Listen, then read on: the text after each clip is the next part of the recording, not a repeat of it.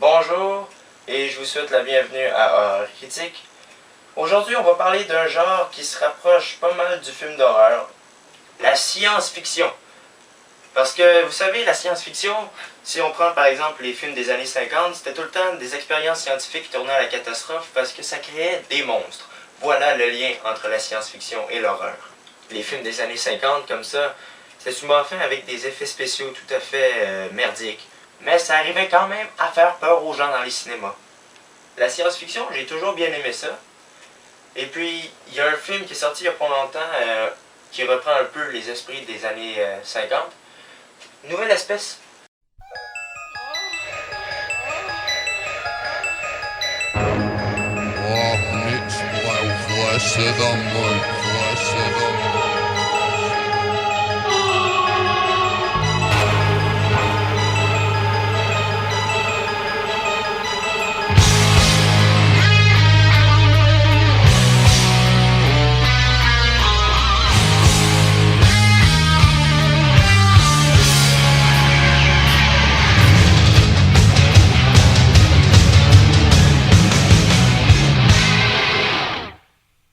Clive et Elsa sont un couple de chercheurs qui ont réussi à combiner l'ADN humain à ceux de divers animaux. Le résultat est bien satisfaisant. Au début, l'hybride, surnommée Dren, tombe amoureuse de Clive et s'en prend à Elsa par pure jalousie. Le couple devra alors tout faire pour stopper l'horrible créature.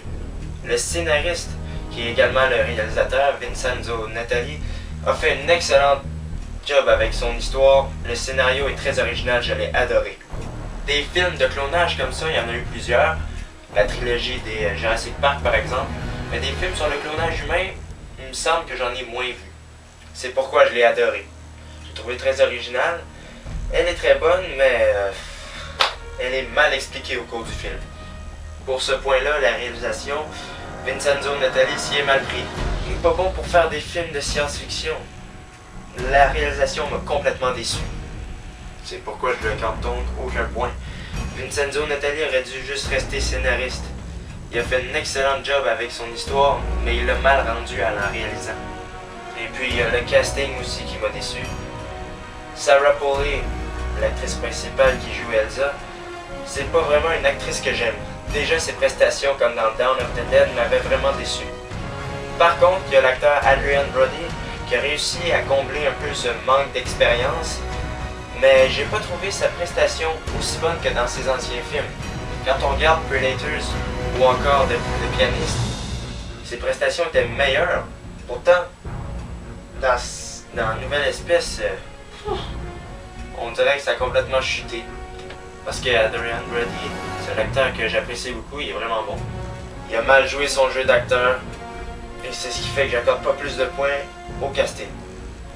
Les effets spéciaux et les costumes, eh bien, tout comme l'originalité de l'histoire, ils sont excellents.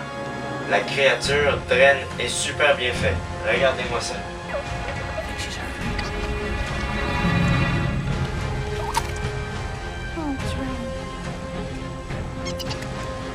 Donc, si on fait un bilan général du film, l'histoire est excellente. Les effets spéciaux également. Mais de l'autre côté, les acteurs ils sont pas tellement bons et la réalisation est tout simplement pourrie. La première fois que j'ai vu le film, c'était pour un cours de sciences. Il fallait qu'on choisisse un film portant sur le clonage. Le problème, c'est que mon cours de sciences déroulait en 2010 et que le film n'était pas encore sorti. Oui, monsieur. Alors j'ai réussi à me le procurer de façon très légale. Et mes collègues de travail, tout comme moi, l'ont détesté. Je suis convaincu que s'ils feraient des critiques comme moi, ils donneraient un 4 à Nouvelle Espèce. Les films des années 50 sont encore meilleurs que ça. Un bon film des années 50 de science-fiction, regardez Creature from the Black Lagoon.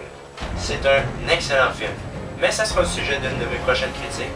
Alors sur ce, salut, abonnez-vous à ma chaîne, laissez des commentaires, je suis ouvert à tout.